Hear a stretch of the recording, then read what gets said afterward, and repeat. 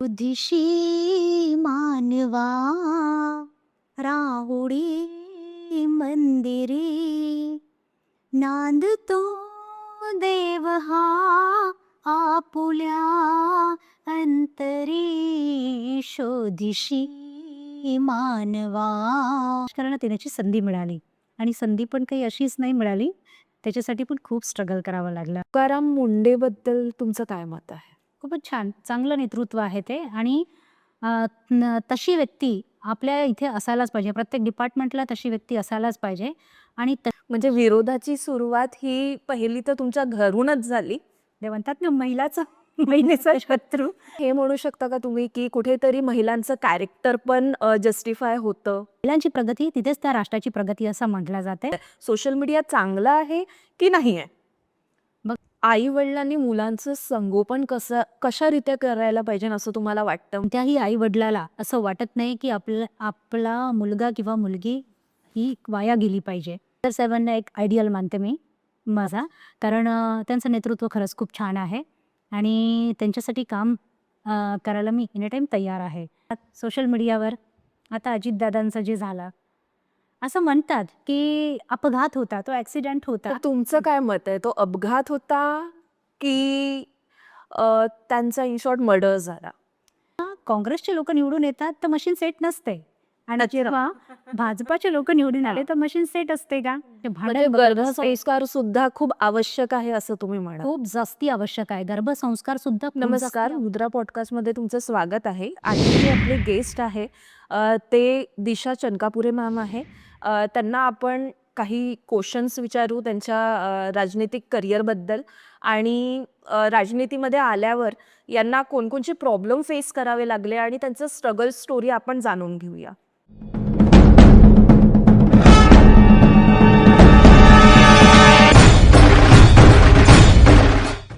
तर नमस्कार मॅम, मुद्रा पॉडकास्टमध्ये तुमचं स्वागत आहे. तर मॅम, राजनीतीमध्ये आल्यावर तुम्हाला असे काय प्रॉब्लेम्स आले आणि काय प्रॉब्लेम तुम्हाला फेस करावं लागले ॲज अ वुमन? तुम्ही डायरेक्ट राजकारणाशी रिलेटेडच प्रॉब्लेम विचारले आहे. सगळ्यात आधी म्हणजे डायरेक्ट मी राजकारणात नाही आले. ओके. मी एका सर्वसामान्य कुटुंबातलीच मुलगी आहे ओके. आणि घरी आमचं कुटुंब, आई बाबा, आम्ही बहिणी. तर एज्युकेशन झालं, त्याच्यानंतर मी एका सोशल NGOला जॉब पण केली, मायक्रो फायनान्स सेक्टरमध्ये, वेगळ्या बँकिंग सेक्टरमध्ये आणि सोबतच माझी स्वतःची पण एक सोशल NGO आहे, ज्या माध्यमातून आपण जसं महिलांसाठी काही मार्गदर्शन मेळावे करत असतो, ब्लड डोनेशन कॅम्प करत असतो आणि विविध अशा ॲक्टिव्हिटीज करतच असतो. ओके, तसाच आपला प्रवास सुरू होता. पण एक ट्विस्ट आला की राजकारणात येण्याची संधी मिळाली आणि संधी पण काही अशीच नाही मिळाली, त्याच्यासाठी पण खूप स्ट्रगल करावं लागलं. तर जसं सांगायचं झालं तर 2014ला म्हणजे जेव्हा मी एज्युकेशन घेतलं, कंप्लीट झालं, तेव्हा मला असं वाटत होतं की आपण सुद्धा राजकारणामध्ये सहभाग द्यायला पाहिजे. आपण सुद्धा राजकारणात यायला पाहिजे. कारण मला सगळ्यात महत्त्वाचं म्हणजे माझं गाव डेव्हलप करायचं होतं. ओके. त्या गावामध्ये जितके पण घटक आहेत आपले, तर जसं बेरोजगारांना रोजगार, महिलांचं सक्षमीकरण, गावातील डेव्हलपमेंट म्हणजे गाव एक सुंदर आणि स्वच्छ गाव करायचं माझं ध्येय होतं. तर तोच उद्देश ठेवून मी ग्रामपंचायतचं जेव्हा इलेक्शन झालं, तेव्हा मी उभी झाली. माझ्या आईवडिलांचा मला पूर्ण सपोर्ट होता. त्यांनी मला म्हटलं, "ठीक आहे बेटा, तू उभी राहा, म्हणजे आम्ही सोबत आहोत तुझ्या." तर उभी झाली आणि तुम्हाला सांगते गमतीची गोष्ट की मी म्हणजे इथे नाही, याच्यामध्ये नाही झाली, पक्षामध्ये उभी नाही झाली, मी वैयक्तिक उभी झाली. अरे बापरे. हां, इंडिव्हिज्युअल उभी झाली मी, अपक्ष. आणि तेव्हा सपोर्ट म्हणजे माझी फॅमिली होतीच, पण माझ्यासोबतच माझे काही मित्रमंडळी, काही भाऊ होते सोबतीला. तर तेव्हा उभी झाली, तर तेव्हा एक म्हणजे तुम्हाला एक छोटासा फॅमिलीचा एक म्हणजे तो सांगते, एक वेळेस सांगते की माझे मामा, म्हणजे माझ्या आईचे लहान भाऊ, ते पण राजकारणामध्ये सक्रिय आहेत. अच्छा. आणि त्यांना मी म्हटलं होतं की तुम्ही आहात राजकारणात सक्रिय, तर मला पण एक संधी द्यायला पाहिजे तुम्ही. तर ते म्हणाले की राजकारण आधी शिकून घे, त्याच्यानंतर राजकारणात ये. तर मला बरोबर. माझ्या मनाला ती गोष्ट खूप बोचली, की राजकारण शिकून घे म्हणजे बाकीचे जे उभे होतात तर ते आधी अभ्यास करतात आणि त्याच्यानंतर राजकारणात येतात. म्हटलं ठीक आहे. मी जेव्हा त्यांना उदाहरण दिलं, की जेव्हा आपण तलावात उतरूच नाही, तर आपल्याला कसं पोहायला कसं जमेल? जोपर्यंत आपण त्या फील्डमध्ये जाणार नाही कसं समजणार?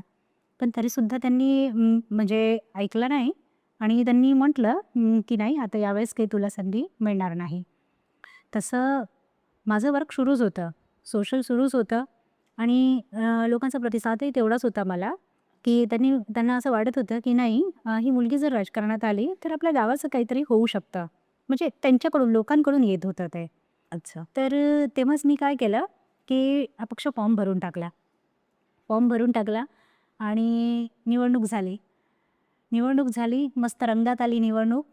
तेव्हा मी आणि माझे 2-4 मित्र, माझे भाऊ आणि माझे आई-वडील इतकंच आम्ही प्रचार करायचो आणि खूप असा वाजागाजा किंवा खूप असा खर्च मी केलेला नाही. अच्छा. हां, तुम्ही हसाल, मी फक्त ₹2,500 मध्येच निवडणूक लढली. बापरे! फक्त. आणि बाकीचे जे होतेच ॲडव्हर्टाइज करणारे माझे सगळे मित्रमंडळी, केली. निवडणुकीचा दिवस आला आणि तेव्हापर्यंत मी अपक्ष फॉर्म भरला म्हणून आमच्या फॅमिलीमध्ये जरा विस्फोट झालाय, की "तू कशाला अपक्ष फॉर्म भरला?" मग बाकीच्यांच्या लोकांचं असं म्हणणं होतं, की हिचे मामाच आहेत, तर मामा हिला सपोर्ट करतील. म्हणजे ते यांना सपोर्ट नाही करणार, त्यांच्या टीमला सपोर्ट नाही करणार. पण तसं नाही झालं. म्हणजे विरोधाची सुरुवात ही पहिली तर तुमच्या घरूनच झाली, बरोबर? हो. आणि तुम्ही या गोष्टीला पण चुकीचं ठरवलं, की निवडणूक लढायला खूप पैसा लागतो. हो. पैसा लागतो ती गोष्ट बरोबर आहे, पण एक वैयक्तिक तुमची कामगिरी पण लोकांना जर दिसली, तर लोकं नक्कीच तुम्हाला निवडून देतात. अर्थातच. म्हणजे लोकांनीच मला प्रमोट केलं होतं त्या गोष्टीसाठी, की तुझ्यासारख्या व्यक्तीने राजकारणात यायला पाहिजे. त्याच्यामुळेच मी म्हणजे स्वतःशीच असा विचार केला, की नाही एक वेळा आपल्याला राजकारणात उतरायलाच हवं. बरोबर. आणि माझा मोटो पण म्हणजे योग्यच होता, की मला माझं गाव विकसित करायचं होतं. त्या उद्देशाने तो उद्देश घेऊनच मी राजकारणात उतरले. पण सांगते तेव्हा कसं असते, की आता अपक्ष आणि माझ्या विरोधातच्या 5 लोकं होते. महिला. ते म्हणतात ना महिलाचं महिलेचा शत्रू.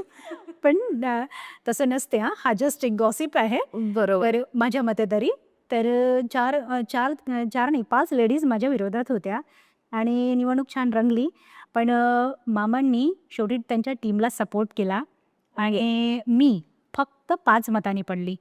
फक्त 5. जर तेव्हा मी निवडून आले असते, तर तेव्हा नक्कीच गावचे सरपंच तर राहिलेच असते. नक्की. तर तो दिवस माझ्यासाठी म्हणजे खूप म्हणजे एकदम शोकांतिका आणि खूप दुःखाचा दिवस होता.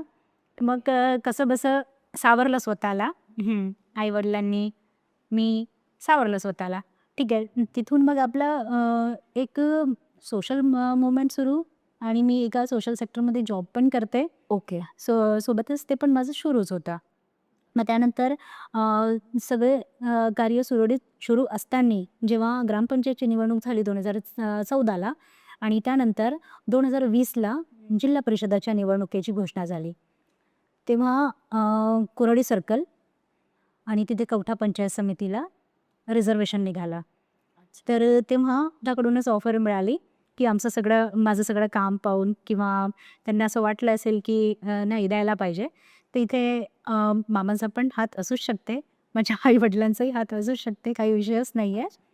तर तेव्हाही तिकीट मिळण्यासाठी खूप खटाटोप करावा लागला. म्हणजे खूप लोकं रांगेत होते. पण शेवटी कुठेतरी आपल्या चांगल्या कार्याची हे असेल जाण, त्याच्यामुळे आपल्याला ती तिकीट मिळाली आणि आपण कोराडी जिल्हा परिषद सर्कलमध्ये कवठा पंचायत समितीमधून 4,500 मतांनी निवडून आलो. अरे बापरे! हो. बढिया. आणि तो दिवस खरंच म्हणजे माझ्यासाठी खूप मोठा आनंदाचा क्षण होता.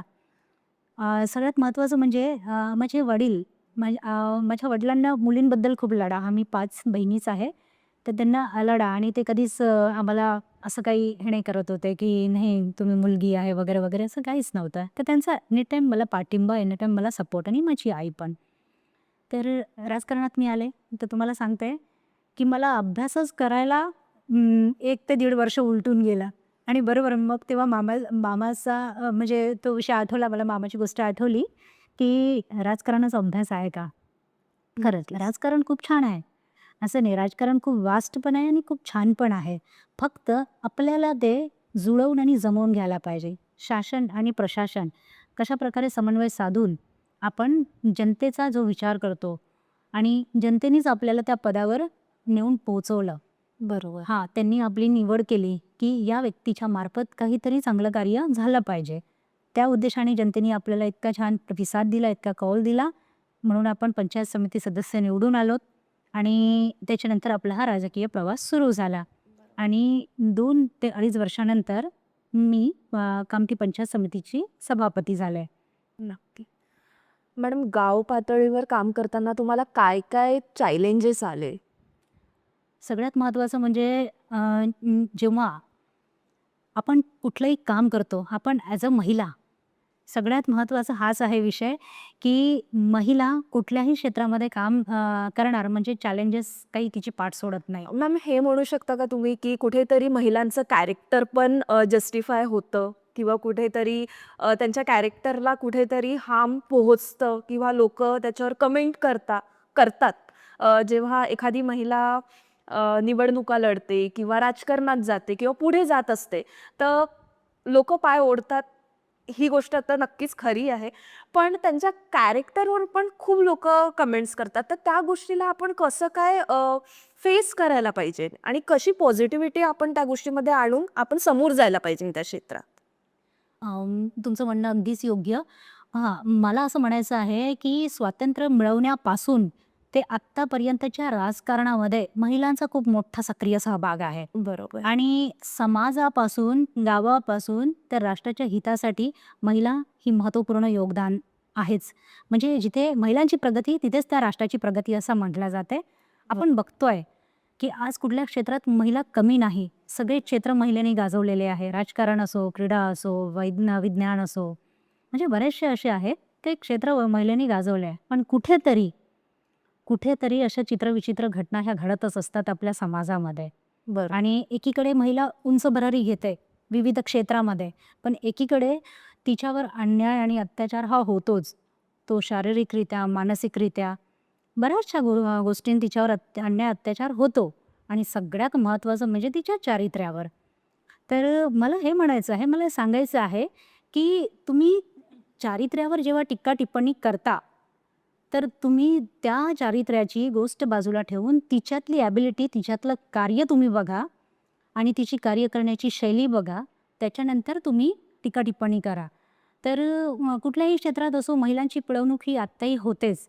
पण मला असं म्हणायचं आहे, की जेव्हा ज्या अर्थी संविधानाने महिलांना जे अधिकार दिलेले आहेत, त्यातल्या त्यात आता सामाजिक एक दृष्टिकोन, शासकीय योजना म्हणजे समाजाने महिलांकडे बघण्याचा एक पॉझिटिव्ह दृष्टिकोन, सकारात्मक दृष्टिकोन आणि शासकीय योजना, त्या माध्यमातून त्या महिलेला स्वतःचं अस्तित्व कायम करता येते. असं म्हणतात, की एक महिला महिलेची शत्रू असते किंवा बाकीचे लोकं पण तिला खूप छळतात. पण आतापर्यंत तर तुम्ही इतिहास बघा, की जे काही नावलौकिक मिळतं आणि आतापर्यंतचे जे मोठे-मोठे लोकं होऊन गेलेले आहेत, थोडं समाजसुधारक महिला विशेष करून, मग त्यांच्यावर गालबोट लागली नसेल का? नक्कीच लागली. नक्कीच लागलेली आहे. पण त्यांनी त्यांचं कार्य थांबवलेलं आहे का? नाही. कुठेच जाऊ नका तुम्ही. सावित्री आईचं उदाहरण घ्या. म्हणजे कितीतरी त्यांच्यावर कितीतरी लोकांनी त्यांच्यावर शेण फेकणं, शिवीगाळ करणं आणि बऱ्याचशा अशा गोष्टी आहेत, की ज्या घडल्या त्यांच्यासोबत. पण त्यांनी त्यांचं शिक्षणाचं कार्य हे सोडलं नाही. मग आपण आपण जेव्हा त्यांना आपला आदर्श मानतो आणि आपण जेव्हा या फील्डमध्ये मला तर खूपच अभिमान आहे, की मी मुलगी म्हणून जन्माला आली. आणि मी सगळ्या मुलींना सांगेल, की ह्या ज्या आहेत आपल्या मार्गदर्शक ज्या आहेत, माझी जाऊ आहेत, आई सावित्री आहे, माता रमाई आहे, अहिल्यादेवी होळकर आहेत, बरोबर आहे. यांना तुम्ही आदर्श मानताय, तर तुम्ही त्यांच्यावर जे काही अन्याय अत्याचार केले, लोकांनी केले, तरीसुद्धा त्या ठामपणे राहिल्या आणि त्यांचं कार्य हे यशस्वीपणे पार पडलं आणि आज त्यांचीच बदौलत म्हणा, की आज आपण मुली इतक्या छान वातावरणात राहतोय आणि फ्रीडम आहे, आपल्याला स्वातंत्र्य आहे सगळ्या गोष्टीचं. तर जेव्हा त्या सहन करू शकतात तर आपण काहीच नाही आहे. म्हणजे त्यांच्यासारखं तर आपल्यात करण्याची हिंमतही नाही आहे. नक्की. मग जितकं आपल्या वाटेला येते, जितका आपला छळ होऊन राहिला, त्याच्यासाठी आपण स्वतः सक्षम राहायला पाहिजे असं मला वाटतंय. तुमच्या आयुष्यात असा कोणता क्षण आला की तुम्हाला असं वाटलं की नाही आता मी लोकसेवा करायला पाहिजे किंवा त्याच्याकडे वळायला पाहिजे, असा कोणता तुमच्या आयुष्यात क्षण आला? बघा कसं असते, की असं म्हणतात, की मनुष्य हा समाजशील प्राणी आहेच आणि माझं असं म्हणणं आहे, की आपण इतक्या सुंदर पृथ्वीवर जन्माला आलो, इतकं सुंदर जीवन आपल्याला मिळालेलं आहे. तर आपण आपल्या जीवनातला एक महत्त्वपूर्ण क्षण काहीतरी योगदानाच्या माध्यमातून आपण करायला पाहिजे. आपण फायनान्शियली सगळ्यांना हेल्प नाही करू शकत, पण ॲटलीस्ट श्रमदान तुम्ही करा. म्हणजे तुम्ही जितकं तुम्ही समाजकार्य करू करा. शकता तितकं ॲटलिस्ट. जितकं तुम्ही करू शकता समाजासाठी, तितकं तुम्ही करायलाच पाहिजे. नक्की. कारण आपल्याला हे सगळं आयतं मिळालेलं आहे. त्याच्यावर आपण राज्य करतोय. म्हणून आपलं पण समाजाच्या प्रती काहीतरी दायित्व आहे, की आपण समाजासाठी काम केलेलं पाहिजे, समाजातल्या विविध घटकांसाठी काम केलेलं पाहिजे. आणि ज्या काही शासकीय योजना आहेत, बरेचसे असे कुटुंब आहेत, की जसं दिव्यांग तुम्हाला सांगते, जसं दिव्यांग लोकं आहेत, त्यांच्यापर्यंत आपण पोहोचत नाही, त्यांच्यापर्यंत बरं. योजना पोहोचत नाही, त्यांच्यापर्यंत शासनाच्या विविध योजना आहेत, त्या पोहोचल्या पाहिजे. महिलांसाठी विविध महिलांच्या सक्षमीकरणाच्या बाबतीमध्ये विविध योजना आहेत, त्या पोहोचल्या पाहिजे. किशोरवयीन मुलींच्या आरोग्यासाठी आणि त्यांच्या शिक्षणासाठी पण विविध योजना आहेत, त्या पोहोचल्या पाहिजे. आपले वृद्ध जे आहेत, वृद्ध अपंग दिव्यांग वृद्ध जे लोक आहेत त्यांच्यापर्यंत त्या योजना पोहोचल्या पाहिजे. तर सुरुवातीपासूनच आपल्याला असं वाटत होतं की नाही, आपणही समाजाचा एक भाग आहोत, तर समाजासाठी आपलं पण काहीतरी देणं असायला पाहिजे. म्हणून ती एक सोशल भावना आधीपासूनच मनामध्ये होती आणि कुठल्या ना कुठल्या माध्यमातून आपण ते समाजकार्य करतच असतो. ओके.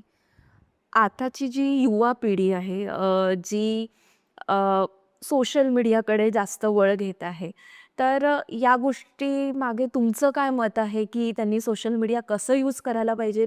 पॉझिटिव्ह ॲटिट्यूडनी कसं यूज करायला पाहिजे किंवा आपण कोणाची मदत करू शकतो. तर सोशल मीडिया कसं यूज झालं पाहिजे त्याच्यासाठी? म्हणजे तुमचं काय मत आहे? सोशल मीडिया चांगला आहे की नाही आहे? बघा, आपण ज्या युगामध्ये आता राहतोय, तर हे आधुनिक युग म्हणजे आधीचा काळ आणि आताचा काळ खूप बदललेला आहे.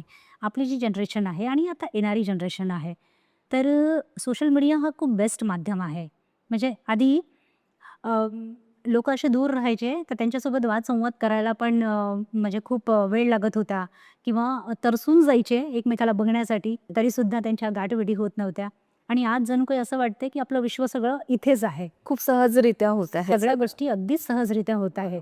तर सोशल मीडिया खूप चांगलं माध्यम आहे.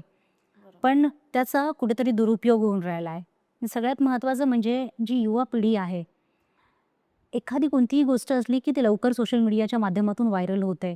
आणि चांगल्या पण गोष्टी असतात, वाईटही गोष्टी असतात. ज्याप्रमाणे आपल्या नाण्याच्या दोन बाजू आहेत, त्याप्रमाणे आपल्या जीवनाचे दोन पैलू आहेत. तर हे सुद्धा आहे. तर मला हे म्हणायचं आहे की आजची पिढी ही चालली कुठे? आजची पिढी ही शिक्षण घेऊन त्याचं करिअर सेट करून एक त्याचं चांगलं अस्तित्व निर्माण करण्यासाठी त्या सोशल मीडियाचा वापर करायला पाहिजे. पण मुलं किंवा मुली किंवा आजची जी पिढी आहे, टीनेजर्स जे आहेत ते भरकटत चाललेले आहेत त्याच्यामुळे.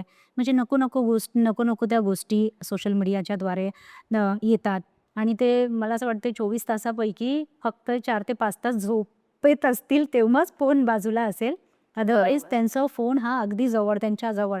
म्हणजे फोन म्हणजे जणू काही जीव की प्राण झालाय. एक वेळचं जेवण नाही मिळालं तरी चालेल, पण फोन पण मोबाईल पाहिजे. हां, म्हणजे इतकं ॲडिक्शन वाढलेलं आहे. तर कसं असते, ॲडिक्शन कधीही घातकच असते. तर माझं हे म्हणणं आहे, की तुम्ही वापर करा, पण चांगल्या गोष्टीसाठी करा. म्हणजे अशा गोष्टीसाठी करू नका, की जेणेकरून ते तुमच्या आरोग्यासाठीही घातक आहे आणि तुमच्या येणाऱ्या फ्युचरसाठी पण घातक आहे. आणि बरेचसे असे उदाहरणं आहेत, की सोशल मीडियाच्या माध्यमातून चांगल्या गोष्टी आत्मसात करून बरेचसे लोकं वाढलेले आहेत. हां, पण काही असे आहेत, की म्हणजे विनाकारणच त्या गोष्टीमध्ये गुरफटून स्वतःचं मनोबल खच्चीकरण करून राहिलेले आहेत. आणि तुम्ही आजच्या घटना बघतच आहात, की अ, आत्ताच बघा 12वीची एक्झाम सुरू आहे, 10वीची एक्झाम म्हणजे आपण पेपरमध्ये टीव्हीमध्ये बघतोय, की पेपर द्यायला गेला किंवा पेपर देऊन घरी आला आणि आत्महत्या केली. म्हणजे ह्याच्यामागे काय कारण असेल?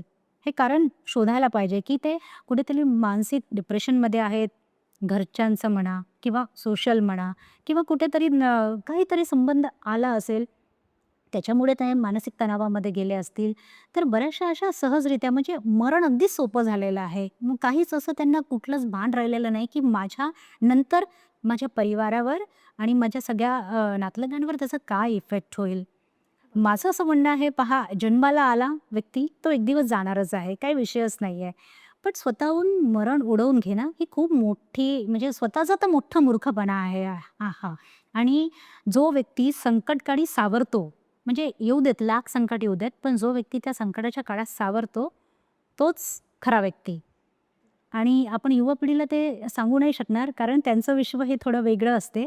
पण सोशल मीडियावर इतके पण चांगल्या गोष्टी असतात, की त्यांनी स्वतः जर आत्मसात केलं तर नक्कीच त्याचं जीवन परिवर्तित होऊ शकतं. बरोबर. म्हणून सोशल मीडियाचा वापर हा पाहिजे तितकाच करायला पाहिजे, जास्ती अवास्तव करू नये, असं माझं या युवा पिढीला सांगणार आहे. आणि आई-वडिलांनी मुलांचं संगोपन कशारीत्या करायला पाहिजे असं तुम्हाला वाटतं? म्हणजे बॅक टू रूट्स म्हटलं की मागे जसं श्लोक असतात, ओव्या असतात किंवा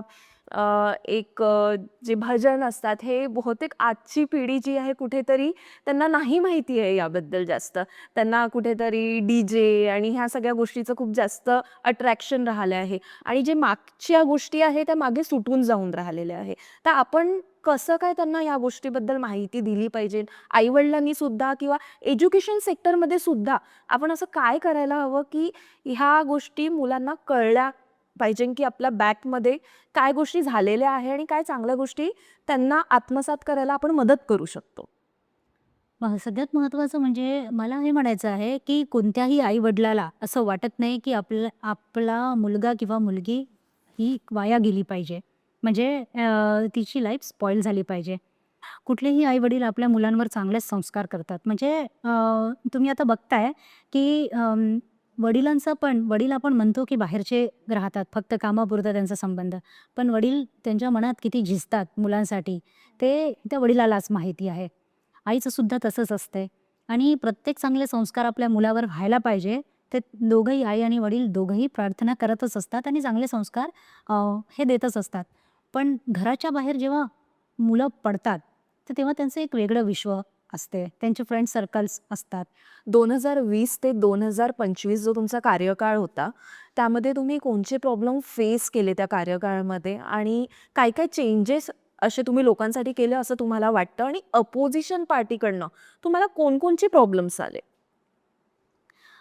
2020ला जी जिल्हा परिषदची निवडणूक झाली, तर मला काँग्रेस पक्षाकडनं तिकीट मिळालं आणि माझे जे नेता आदरणीय सुरेशजी भोयर साहेब, आदरणीय केदार साहेब आणि केदार साहेबांना एक आयडियल मानते मी माझा.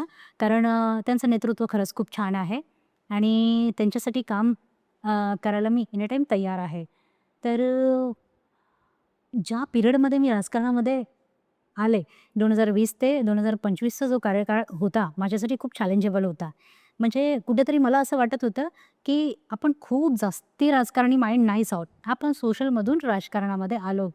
तर जेव्हा आपण सोशल करू, तेव्हाच ते लोकांना आवडेल आणि त्याच्यामागेच ते राजकारण राहतं. तर तसंच म्हणजे तुम्हाला माहितीच असेल, की जनतेतून जेव्हा आपण निवडून आलो, तर जनतेसाठी आपण 80% काम करायलाच पाहिजे आणि राजकारण हे खूप कमी करायला पाहिजे. तर या कार्यकाळामध्ये ज्या प्रकारे मी काम करत होती, तर तेव्हा माझा उद्देश हा वेगळा होता. पण बरेचसे काही काही आपसातलेही लोकं असतात. कारण गटबाजी चालतच असते. कारण कुठेतरी त्यांना असं वाटते, की आम्हाला बायकॉट करण्यात आलं किंवा आम्हाला ओव्हरटेक करून ही मुलगी पुढे गेलेली आहे. तर बरेचसे लोकं असतात असे म्हणतात, घर का बेदी लंका डाय वगैरे तुम्ही ऐकलेलंच आहे. तर त्या हिशोबाने कसं असतात, की काही आपल्याच घरातले लोकं असतात, म्हणजे आपल्याच पक्षातले काही लोकं असतात आणि काही अपोझिट असतात. म्हणजे ते एनी टाईम आपल्याला कुठेतरी कमी लेखण्याचा, डॉमिनेट करण्याचा एनी टाईम प्रयत्न करतात. आपण कुठेतरी चांगलं काम करतोय, ते त्यांना अजिबात चांगलं होऊ द्यायचं नाही. अननेसेसरी डॉमिनेट करायचं. कुठे प्रोग्राम्स होत आहेत, आपल्याला जाणून-बुजून नाही बोलवायचं. कुठे आपण बसलोय प्रोग्राममध्ये, तर आपल्याला बोलायची संधी नाही म्हणजे द्यायची. पार्शियलिटी. पार्शॅलिटी करायची आणि कुठेतरी आपलं आपलं विजन चांगलं आहे. आपल्याला असं वाटते नाही असं नाही, असं व्हायला पाहिजे.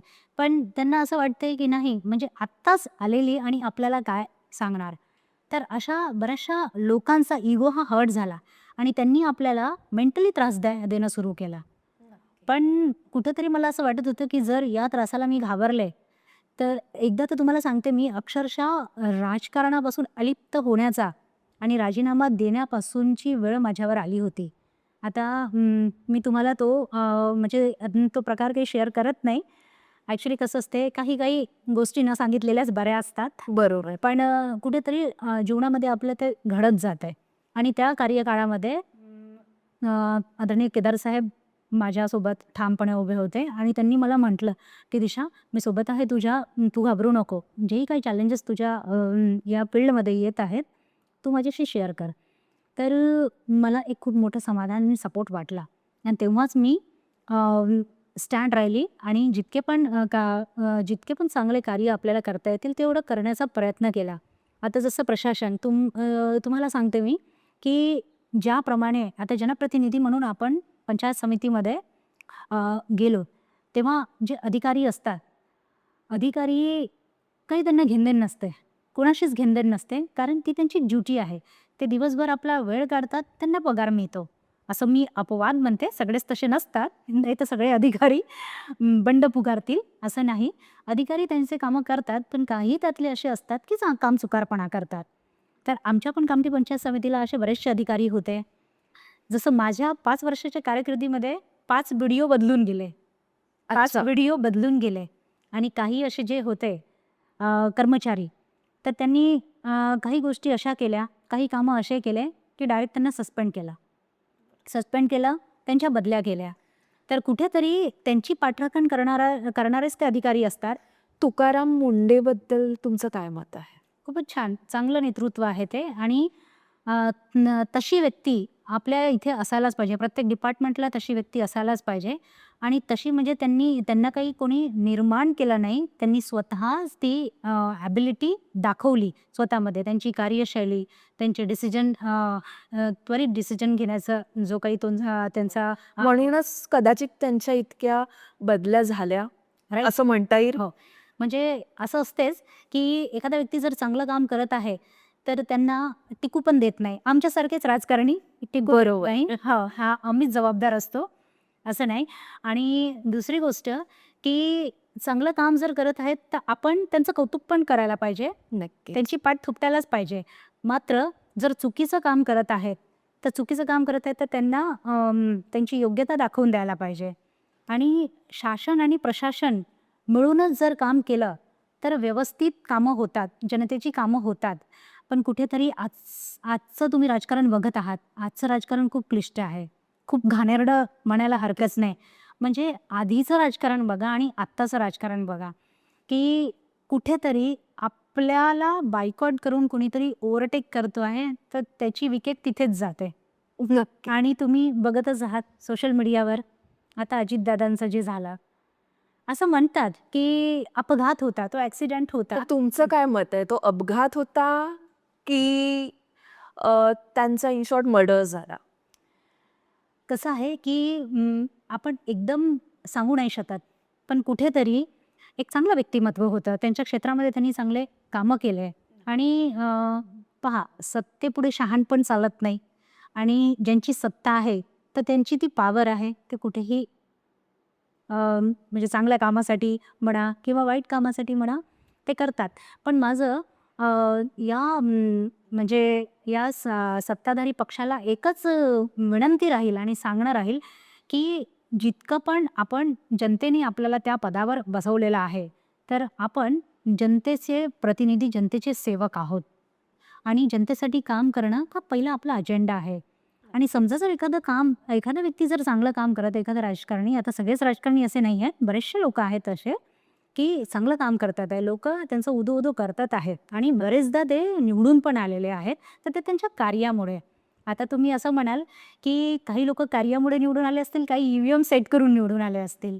हा पण एक महत्त्वाचा मुद्दा आहे, की ईव्हीएम जे मशीनचे जे घोळ झाले आहे त्याबद्दल तुमचं मत काय आहे? शेवटी मला सांगायचं आहे की मशीन ही माणसानेच बनवलेली आहे आणि जेव्हा माणसाने मशीन बनवलेली आहे तर त्याच्यामधले जे टेक्निक्स, काही प्रॉब्लेम्स आहेत, काही पार्ट्स आहेत. माणूस हा बुद्धिमान प्राणी आणि ते सगळ्याच गोष्टी त्याला अवगत आहेत. तर ज्या अर्थी कुठेतरी मशीनचं सेटअप त्याला माहिती असेल तर कुठेतरी आपण मशीनमध्ये काहीतरी करूच शकतो. काही विषयच नाही आहे. पण कुठे कुठे असं पण होते की लोकांनी पण त्या व्यक्तीला म्हणजे जो कोणी आहे राजकारणी व्यक्ती त्या भागाचा प्रतिनिधी, जनप्रतिनिधी, तर त्याच्या कार्याला लोक सलाम करतात म्हणून त्याला निवडून आणतात. आता तुम्हाला याच्यामध्ये मी एक सांगते की मी मगाशीच म्हटलं की मी काँग्रेस पक्षाची कार्यकर्ता आहे आणि काँग्रेस पक्षामधून निवडून आली. तर आता लोकांचं असं म्हणणं आहे की आता ज्या प्रकारे राजकारणामध्ये बीजेपीची सत्ता आहे, भाजप पक्षाची सत्ता आहे की, तर त्यांचं असं म्हणणं आहे की जेव्हा काँग्रेसचे लोक निवडून येतात तर मशीन सेट नसते आणि जेव्हा भाजपाचे लोक निवडून आले तर मशीन सेट असते का, असं त्यांचं म्हणणं आहे. पण असंही असू शकते की जिथे सेट करायचं तिथेही सेट करू शकतात, जिथे नाही करायचं तिथे नाही करू शकत. काही काही आणि शिवाय परिवर्तन पण आहे. आता लोकांना असं वाटलं असेल की जेव्हा काँग्रेसने 70 वर्ष राज्य केलं तर कुठेतरी आता दुसऱ्या पक्षाला चान्स द्यायला पाहिजे. बरोबर. तर लोकांनी चान्स दिला. बीजेपी पक्षाला चान्स दिला आणि 2014 पासून बीजेपी पक्ष आणि ते सत्ताधारी पक्ष आहे. आणि त्याच्यातले आहेत काही चांगले राजकारणी आहेत, चांगले जनप्रतिनिधी आहेत. पण आज तुम्ही बघताय तर खरंच खूप मोठी शोकांतिका आहे. मी असं नाही म्हणत, मी कोणत्या पक्षावर टिप्पणी करत नाही. मी कोणत्या पक्षाला श्रेष्ठ किंवा कोणत्या पक्षाला कनिष्ठ असं पण म्हणत नाही. पण माझं फक्त एकच सांगणं राहील की जो पण सत्ताधारी पक्ष आहे आणि आपण जनतेतून थेट निवडून आलो तर जनतेसाठी काम करणं, सर्व शासकीय योजना त्यांच्यापर्यंत पोहोचवणं ही त्याची प्रायोरिटी असायला पाहिजे. पण तुम्हाला सांगते आजकालचे राजकारणी फक्त स्वतःचं कुठं चांगलं करता येईल फक्त तेवढाच विचार करतात. खूप रेअर असे लोक आहेत की जे जनतेसाठी झिजतात, असं आहे. आणि कुठेतरी आज तुम्ही बघताय महागाई किती वाढलेली आहे. त्याच्यानंतर सगळीकडे म्हणजे दंगे आणि आता बघा ते इराणमध्ये हे युद्ध, म्हणजे जग कुठे होतं आणि कुठे चाललं याचे पडसाद काय उमटतील. आता बघा त्या इराणमध्ये जे युद्ध झालं तर 160 मुली शाळेत शिकणाऱ्या त्या मारल्या गेल्या. त्यांचा काय दोष होता? म्हणजे कुठेतरी स्वतःच्या स्वार्थासाठी म्हणून आपण आपल्या पूर्ण इतक्या सुंदर सृष्टीचा सत्यानाश करून राहिलो आहे. तर कुठेतरी इगो आणि माणसामध्ये कुठेतरी ते आलेलं आहे घमंड की मीच मोठा. म्हणजे आपण भरकटत चाललोय एक प्रकारे. तर कुठेतरी हे सगळं थांबायला पाहिजे. शिवाय युवा पिढी बघा, शाळा आणि शिक्षण हे खूप महत्त्वाचं आहे. युवा पिढींनी शिक्षणाकडे वळायला पाहिजे, शिक्षण घ्यायला पाहिजे आणि एक चांगलं व्यक्तिमत्व घडवायला पाहिजे. प्रत्येक क्षेत्रामध्ये त्याने आपलं नाव गाजवायला पाहिजे. पण तुम्हाला सांगते की जिल्हा परिषदच्या ज्या शाळा आहेत त्या खूप कमीच झालेल्या आहेत आणि त्यातल्या त्यात ज्या ग्रामीण भागामध्ये लोक राहतात तर ग्रामीण भागातले लोक आपल्या मुलांना जिल्हा परिषदच्या शाळेतच पाठवणार. त्यांची ऐपत किंवा कुवत नाही आहे की ते मोठ्या मोठ्या शाळेत पाठवतील. नक्की. पण आता असं आहे की जिल्हा परिषदच्या शाळा एक तर कमी झालेल्या आहेत आणि त्यातल्या त्यात जितक्या राहिलेल्या आहेत तर तिथले जे शिक्षक आहेत तिथे शिक्षक नाही आहेत. शिक्षक राहिलेले आहेत तर शिक्षकांच्या मागे पण आमच्यासारखे राजकारणी लोक कामं लावून ठेवतात. म्हणजे आता ती व्यक्ती शिकवेल कधी, तो शिक्षक विद्यार्थ्यांना कधी शिकवेल आणि ते बाकीचे कामं कधी करणार. जेव्हा आम्ही पण जिल्हा परिषद शाळेमध्ये शिकलो आहे तर तेव्हा आमचे जे टीचर्स होते, आमचे जे शिक्षक होते तर त्यांनी पण आम्हाला घडवलं. म्हणजे आम्ही जिल्हा परिषद शाळेमधूनच घडलो. जे पण मोठे मोठे राजकारणी आहेत, जे पण मोठ्या मोठ्या क्षेत्रामध्ये नाव गाजवून राहिले ते जिल्हा परिषद शाळेमधूनच आलेले आहेत. पण कुठेतरी त्या शाळाही लुप्त होत आहेत आणि अतिरिक्त बोजा हा पॅरेंट्सवर पडत आहे की आता पुढे काय. आणि जे विद्यार्थी आहेत, शिक्षण एवढं महाग झालेलं आहे. त्यातल्या त्यात शिक्षकांचं जर लक्ष विद्यार्थ्यांवर नाही राहिलं तर विद्यार्थी हे काहीच करू शकत नाही. आणि बाहेरच्या ज्या शाळा आहेत, CBSEच्या शाळा आहेत त्याच्यामध्ये तितकं डोनेशन नाही भरू शकत. म्हणून सरकारने शिक्षण हे मोफत आणि सक्तीचं शिक्षण केलेलं आहे RTEच्या माध्यमातून. पण कुठेतरी खरंच पूर्ण विद्यार्थ्यांना शिक्षण मिळते आहे का? शाळेमध्ये असताना जो त्याचा दुपारचं जे जेवण असते शालेय पोषण आहार तो योग्य प्रमाणात योग्य प्रतीचा मिळतो का? अंगणवाडीमध्ये जो खाऊ मिळतो बालकांना, तो योग्य प्रकारचा मिळतो का? कुपोषणाचं प्रमाण आपण कमी करण्याच्या मोठ्या मोठ्या बाता करतो, तर खरंच कुपोषण कमी होऊन राहिलेलं आहे का? ज्या काही आरोग्य सेवा आहेत, त्या आरोग्य सेवा त्यांच्यापर्यंत पोहोचतात आहे का? आल्या का? आणि ज्या आरोग्य सेक्टर म्हणा किंवा कुठलंही सेक्टर म्हणा, महिलांची खरंच खूप पिळवणूक होते. म्हणजे आजही आपण पुरुषप्रधान संस्कृतीमध्ये आहोत. आपण म्हणतो की स्त्री पुरुष समानता आहे, पण कुठेतरी फक्त कागदावरच राहिलेलं आहे. प्रत्यक्षात जेव्हा तुम्ही बघाल तर प्रत्येक क्षेत्रामध्ये स्त्री तिची खूपच पिळवणूक होत आहे आणि सतत ती संघर्षच करत आहे. तर त्या स्त्रीसाठी तिचा सांभाळ करण्यासाठी कुठेतरी आपल्याकडे चांगली यंत्रणा आहे का? आणि त्याची खूप जास्ती गरज आहे. जेव्हा स्त्री स्वतः सेफ राहील, तेव्हाच ती इतरांना सेफ करेल. म्हणून सगळ्यात महत्त्वाची प्रायोरिटी ही ठेवायला पाहिजे, की आपली आजची जी स्त्री आहे, आपली आजची जी महिला आहे, ती सुरक्षित जगामध्ये वावरायला पाहिजे. तिच्या सुरक्षेचा मोठा प्रश्न आहे आपल्यासमोर. तो त्यांनी लावून धरायला पाहिजे. मॅम, मी तुम्हाला एक खूप असा भावनात्मक प्रश्न विचारेन. महिलांचे जे आता रेप्स होत आहे, महिला छोटे छोटे मुली ज्यांचे रेप आता म्हणजे दर 10 दिवस झाले, महिने झाले, 2 महिने झाले, हे आपल्याला ऐकायला मिळतं की आज कुठे कुठेतरी त्या त्या ठिकाणी हा एक रेप झाला. तर त्या गोष्टीबद्दल शासन आणि गव्हर्नमेंटनी काय अशी ॲक्शन घेतली पाहिजे, काय प्रक्रिया असली पाहिजे, त्याची काय त्यांना असं कठोर शिक्षा दिली पाहिजे असं तुम्हाला वाटतं, की हे जे प्रकार आहे हे बंद झाले पाहिजेत? आणि एक लोकांची खूप मानसिकता खूप खराब झालेली आहे, की ज्या मुली शॉर्ट्स घालतात किंवा ज्या मुली वेस्टर्न कपडे घालतात त्यांचे रेप होतात. पण जर आम्ही पण वाचलं आहे भरपूर ठिकाणी सलवार कुर्ते घालणाऱ्या मुलींचे सुद्धा रेप झालेले आहे. महिलांचे ज्यांचे लग्न झालेले आहे त्यांचे सुद्धा रेप झालेले आहे. छोट्या छोट्या स्कूलमध्ये म्हणजे गेलेल्या मुलींचे सुद्धा रेप झालेले आहे. तर याच्यावर तुम्ही काय पुढे जाऊन असं तुम्हाला वाटते, की गव्हर्नमेंटनी खूप मोठी एक ॲक्शन घेतली पाहिजे? कारण दिवसानुदिवस चालले जाते, वर्षानुवर्ष चालले जातात, पण त्याच्यावर एक आपल्याला रिझल्टच मिळत नाही. तर मूव्हीजमध्ये वगैरे दाखवतात, की हे झालं, ते झालं. म्हणजे फक्त ॲज अ ऑब्जेक्टिव्ह म्हणूनच आपल्याला का बरं यूज केलं जातं? खरंच त्याच्या मागचं काय, म्हणजे लोकांनी काहीतरी ॲक्शन घेतली पाहिजे किंवा एक मुलीचं जे पण आहे घरूनच सुरुवात होते. तर त्याचे जे आई-वडील असतात ते सुद्धा तिलाच दोष देतात. मोस्ट ऑफ केसेसमध्ये आपण बघतो. आणि काही आई-वडील जे असतात ते नक्की सपोर्टिव्ह पण असतात. पण असं का बरं? आणि काय मोठी ॲक्शन घेतली पाहिजे याच्यावर असं तुम्हाला ॲज अ पॉलिटिशियन वाटतं?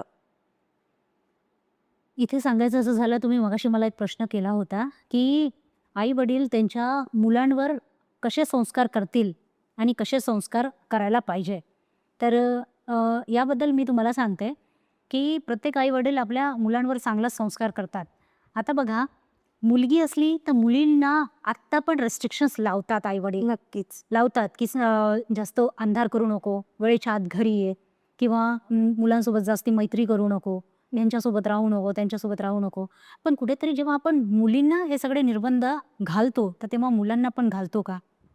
आणि आज जेव्हा आपली पिढी जन्माला येते, जेव्हा आई गर्भवती राहते, तर तेव्हा ती कोणते संस्कार, म्हणजे जेव्हा गर्भ तिच्या उदरामध्ये वाढत असतो, तर तेव्हा ती त्याच्यावर कोणते संस्कार करते?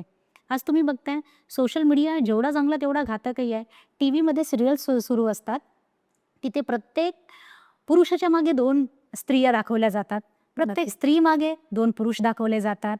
सासवा-सुनाचे भांडणं दाखवले जातात आणि कुठेतरी विकृत मनस्थितीचे लोकं दाखवले जातात, असं आहे. आणि कसं असते, जे आपण नजरेने वारंवार पाहतो ना, तेच आपल्या मनावर परिणाम करतं. खूप जास्ती परिणाम करतं, जे आपण प्रत्यक्ष बघतो. तर या सगळ्या गोष्टींचा आजच्या या पिढीवर खरंच खूप जास्ती इफेक्ट होत आहे. बरोबर. जर गर्भवती माता जेव्हा राहते, तर तेव्हा तिने जर आई जिजाऊ, तेव्हा त्यांना कोणते डोहाळे लागले होते, की तलवार घेऊन रणांगणात उतरून जे शत्रू आहेत, त्यांची कत्तल करायची.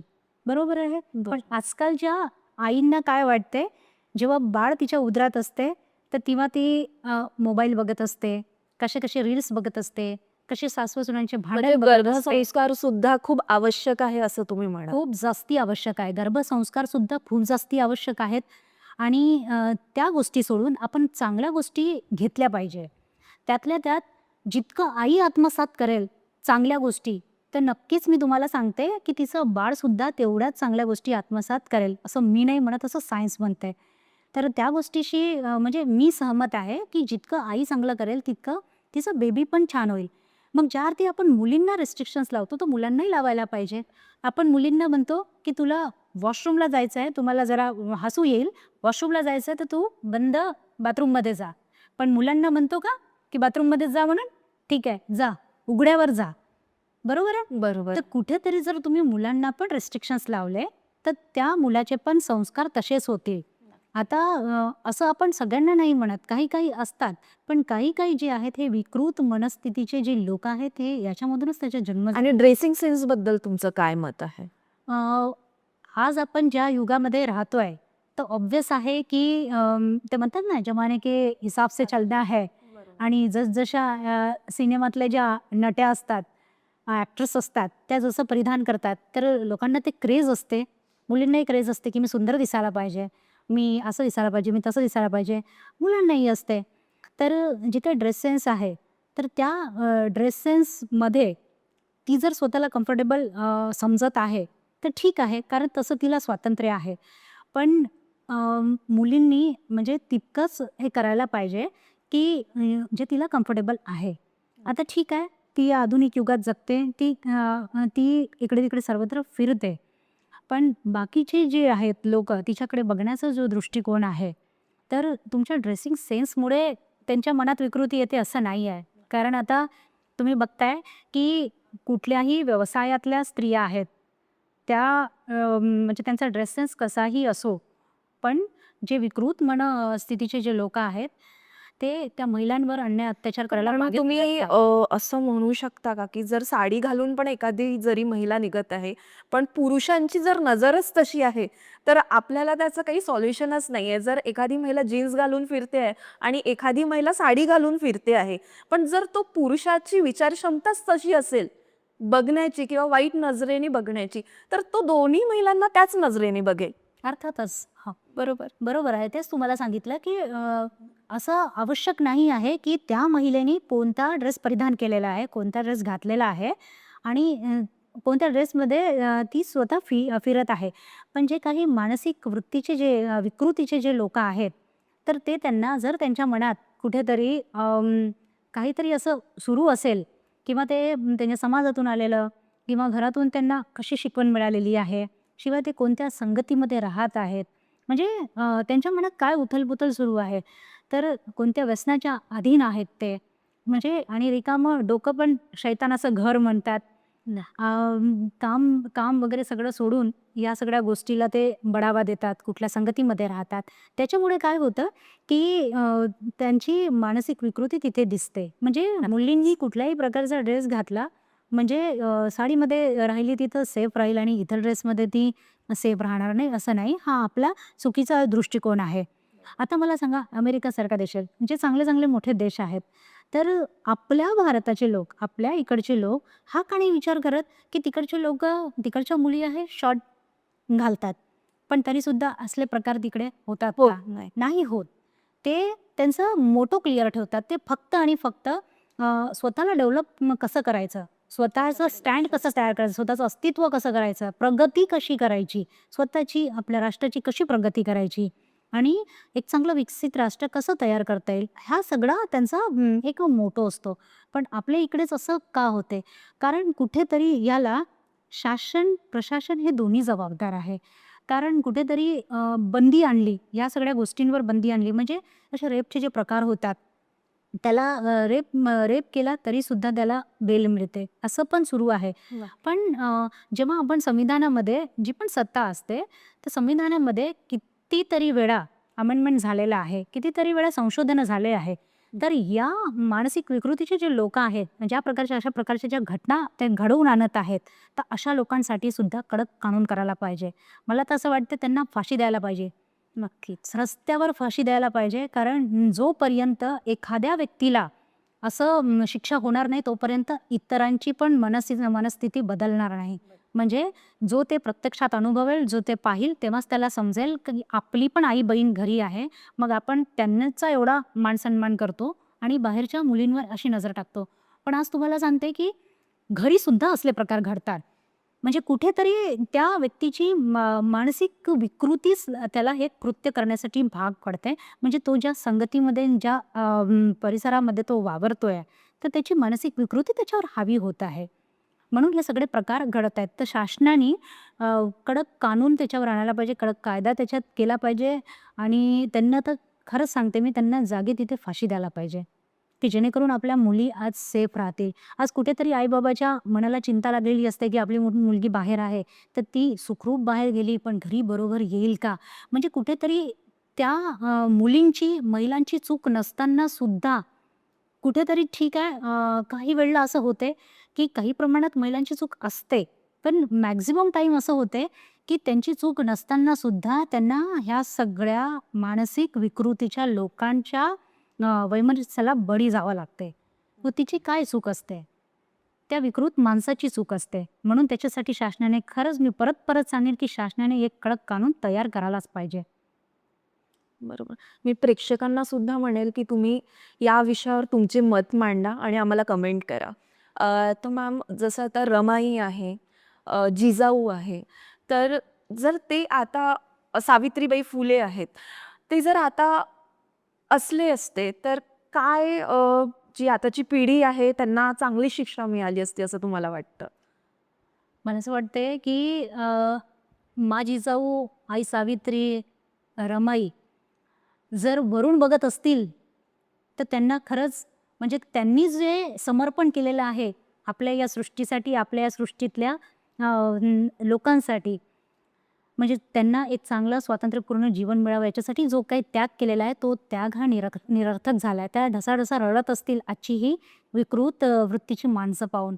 आणि त्यांना कुठेतरी आज खऱ्या अर्थाने त्यांना या पृथ्वीवर जन्म घेण्याची आवश्यकता आहे. पण परत त्यांनीच जन्म घेणं हे अपेक्षित नाही. तर मग आपणच आहोत, आपणच महिला, आपणच कुणाची तरी सासू होतो, कुणाची तरी आई होतो, कुणाची तरी सून होतो, कुणाची तरी मुलगी होतो. मग आपण सुद्धा आपल्या मुलांवर योग्य ते संस्कार केले पाहिजे. म्हणजे त्यांच्या त्यागाचा, त्यांच्या समर्पणाचा जो काही त्यांनी अर्ध्यावर सोडलेला आहे काम, की तुम्ही एक चांगली पिढी घडवा. परत ते या धर्तीवर येऊन आपल्याला नाही समजवणार. कुठेतरी आपल्यालाच ते समजून घेण्याची आणि एक चांगला समाज घडवण्याची कुठेतरी आपलीच तयारी असायला पाहिजे आणि आपला प्रयत्न असायला पाहिजे. नक्कीच. मॅम, संविधानामध्ये आंबेडकरांचं तर डेडिकेशन खूप जास्त आहेच. पण त्यासोबत रमाईचं किती डेडिकेशन आहे असं तुम्हाला वाटतं? मी यापूर्वी आपल्याला सांगितलं होतं, की समाजाच्या आणि राष्ट्राच्या हितासाठी आणि प्रगतीसाठी स्त्री आणि पुरुष हे दोन्ही खूप महत्त्वाचे घटक आहेत. या पुरुषप्रधान संस्कृतीमध्ये ज्याप्रमाणे पुरुषाला महत्त्व आहे, तर तेव्हा कुठेतरी संविधानाने तो अधिकार महिलांना दिलेला आहे. 19व्या शतकापर्यंत महिलांना मतदानाचा पण अधिकार नव्हता. बरोबर. जो मतदानाचा अधिकार त्यांना आता मिळालेला आहे. स्वतः आणि संविधानामध्ये सुद्धा महिलांना आरक्षण मिळालेलं आहे. 50% 33 वरून आता 50% आरक्षण झालेलं आहे. तर ज्या प्रकारे स्त्री आणि पुरुष हे संसाराचे 2 चाकं म्हणायला हरकत नाही. कारण त्यांच्यामुळेच त्यांचा संसार हा चांगला असतो, सुरळीत चालतो. कारण त्यांचं जर आपसामध्ये व्यवस्थित आहे, कोऑर्डिनेशन आहे, बॉन्डिंग आहे, तर त्यांची येणारी पिढी चांगली घडेल आणि कुठेतरी एक चांगलं राष्ट्र निर्माण करण्यासाठी मदत होईल. तर आज असं पण तुम्ही ऐकलेलं असेलच आणि प्रचलितच आहे, की प्रत्येक यशस्वी पुरुषाच्या मागे एका स्त्रीचा स्त्रीचा हात असतो असतो. आणि एका यशस्वी स्त्री मागे एका पुरुषाचा हात असतो. तर तुम्ही बघा, की डॉक्टर बाबासाहेब आंबेडकर यांनी भारताचं संविधान लिहिलं. त्या संविधानासाठी जितकं त्यांनी स्वतः आत्मसमर्पण केलं, म्हणजे दिवस रात्र बघितले नाही, स्वतःची तब्येत बघितली नाही आणि त्यांनी केलं. मसुदा समितीवर जितके लोक होते, सर्वांनी आपापले रिझन सांगून थोडे बाजूला झाले. पण डॉक्टर बाबासाहेब आंबेडकर यांनी 2 वर्ष, 18 महिने आणि 11 दिवस कम्प्लिटली झोकून दिलं आणि संविधान तयार केलं. तर माता रमाईचा त्याग त्यामागे होता, हा दिसायला पाहिजे.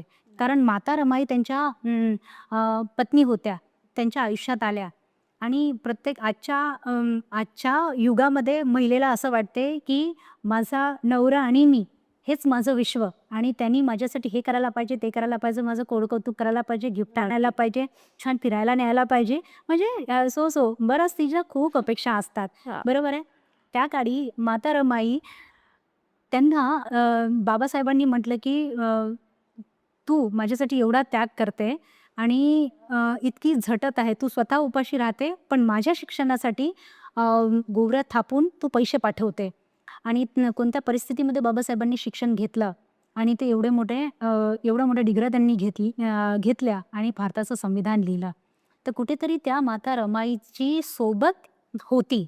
कुठेतरी त्यांचा त्याग होता, समर्पण होतं, की त्यांनी बाबासाहेबांचं जे स्वप्न होतं ते त्यांचं स्वप्न होतं, की आपण जे आहोत, ज्या कंडिशनमध्ये आहोत आपण मागे जसं तुम्हाला माहिती आहे, की तेव्हा म्हणजे एक शतकाच्या आधी आपली काय अवस्था होती?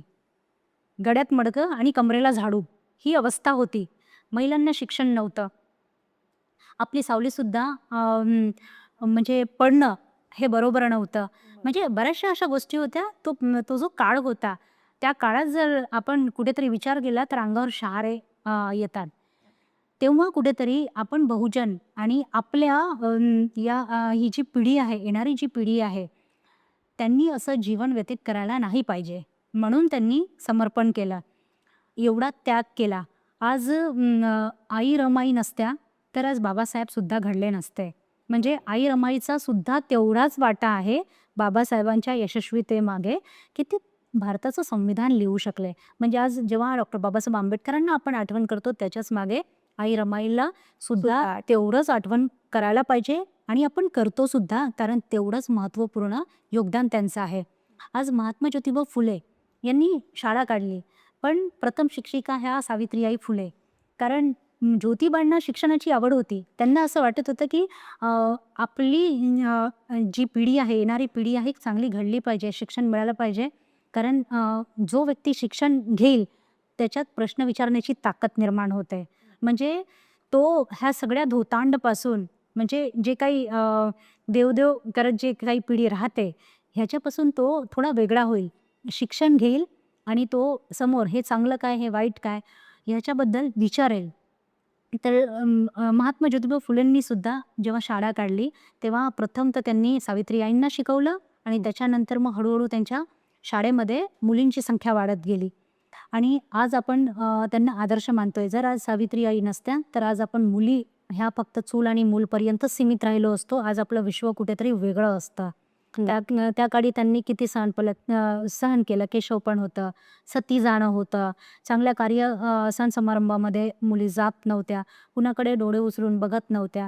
पण आज त्यांच्या त्यागामुळे आपल्याला जे फ्रीडम मिळालं आहे, त्याचा आपण कुठेतरी अतिरेक करतोय आणि तो अतिरेकच कुठेतरी स्फोट होतो आहे. म्हणजे असं मला तरी वाटतंय. तर कुठेतरी आपल्याला त्या त्यागमूर्तींची आठवण करायलाच पाहिजे. एक लास्ट क्वेश्चन मॅम तुम्हाला विचारेन, की आताच्या ज्या मुली आहे कधी-कधी वेगवेगळ्या संकटात पडतात आणि मुलं जे असतात ते त्यांना खूप चुकीच्यारीत्या ब्लॅकमेल करतात किंवा चुकीच्यारीत्या एक असतं त्यांचं, की नाही आम्ही व्हिडिओ लीक करून टाकू किंवा आम्ही ऑडिओ लीक करून टाकू किंवा आम्ही असं करू, तसं करू. मग मुली सुसाईड करतात, सुसाईडकडे वळतात. तर त्याच्या म्हणजे तुमचं काय मत आहे? त्या मुलींनी काय करायला हवं? आणि कधी-कधी पोलीस पण त्यांना 100% सपोर्ट करत नाही. कारण त्यांच्या मागे तो बळ नसतो. तर मग काय करायला पाहिजे त्याच्यासाठी? सांगायचं झालं तर मी मगाशीच बोलले, की राजकारण खूप घाणेरडं झालेलं आहे. कुठेतरी ह्या परिस्थितीला राजकारणी लोकं पण तितकेच जबाबदार राहतात. शासन प्रशासन तितकंच जबाबदार राहते. जर एखाद्या मुलीची काही चूक नसताना, तिचा कुठेच हस्तक्षेप किंवा सहभागही नसताना जर कोणीतरी व्यक्ती तिला वारंवार इतकं परेशान करत आहे, इतका त्रास देत आहे, तर आपण सगळ्यात महत्त्वाचं म्हणजे त्या मुली बोलत नाही. बोलत नाही. त्या आतमधल्या आतमध्ये मरतात. पण त्यांनी आपल्या मैत्रिणीशी, आपल्या आई-वडिलांशी, सगळ्यात महत्त्वाचं म्हणजे आपल्या आई-वडिलांशी ती गोष्ट शेअर करायला पाहिजे. मैत्रिणींशी बोलायला पाहिजे. जर आपण बोललोच नाही, तर आपल्याला माहीत कसं होणार? हां, एक भाग झाला. पण जर बोलून त्याच्यावर आपण आता सगळ्यात महत्त्वाचं म्हणजे त्याची एफ-आय-आर करतो. पोलीस स्टेशनमध्ये जातो. पण कुठेतरी पोलिसांच्या मागे पण इतके जास्ती म्हणजे जे काही क्राईम्स घडत आहेत आपल्या आजूबाजूच्या परिसरामध्ये, तर पण तुम्हाला असं वाटत नाही का, जर ती मुलगी कंप्लेंट करायला जाते आहे, तर पोलिसांचं किंवा त्यांच्या वरच्या ऑथॉरिटीचं एक काम आहे, की त्या व्यक्तीला तुम्ही डायरेक्ट उचलून आणा किंवा हे त्यांनी केलं पाहिजे ना, असं मला वाटतं. अर्थातच पोलीस यंत्रणेने ते करायलाच पाहिजे. कारण याच्यासाठी की जेव्हा आपण मोठ्या-मोठ्या गोष्टी करतो, की मुलींसाठी ही हेल्पलाईन आहे. ती जर संकटात सापडली तर तिने या नंबरवर फोन करायला पाहिजे. तुरंत आम्ही तिच्या मदतीला जाऊ आणि सोशल मीडियासुद्धा आहे. आज इतक्या सगळ्या गोष्टी होतात. आणि जर ती मुलगी स्वतः तेवढी मेंटली प्रिपेअर होऊन की आपली बदनामी होईल किंवा आपल्याला कुठेतरी हे होईल त्याची पर्वा न करता जर ती त्याच्या विरोधामध्ये कंप्लेंट करायला जात आहे, तर पोलिसांची प्रथम प्रायोरिटी आहे की तिची एफ-आय-आर नोंदवायलाच पाहिजे. प्रायोरिटी द्यायलाच पाहिजे आणि त्याच्यानंतर जर जास्ती सेन्सिटिव्ह मॅटर आहे, तर त्या मुलाला तिथून उचलून आणायलाच पाहिजे. कारण जोपर्यंत पोलीस प्रशासन हे सजग राहणार नाही, तोपर्यंत मुली खरंच सेफ नाही. म्हणजे कुठेतरी आई-वडिलांना सुद्धा हेच अपेक्षित असते, की आज आपली मुलगी इतका धीर बांधून इथपर्यंत आलेली आहे. तर पोलीस स्टेशनमध्ये त्या पोलीस अधिकाऱ्यांचं पहिलं काम आहे, की त्यांची कंप्लेंट नोंदवून जो व्यक्ती त्यांना त्रास देत आहे, त्यांना जिथे आहे तिथून उचलून त्याला तिथे आणायला पाहिजे. कारण पोलिसांची भीती ही सगळ्यांनाच असते. पण आज तुम्हाला सांगते, की आज क्राईम इतका वाढत आहे, त्याच्यामागे काय आहे? गृह खात्याचं लक्ष नाही. मी तुम्हाला सांगते, की आज जागोजागी म्हणजे रस्त्यावर मर्डर्स होत आहेत, रेप्स होत आहेत, भांडणं होत आहेत.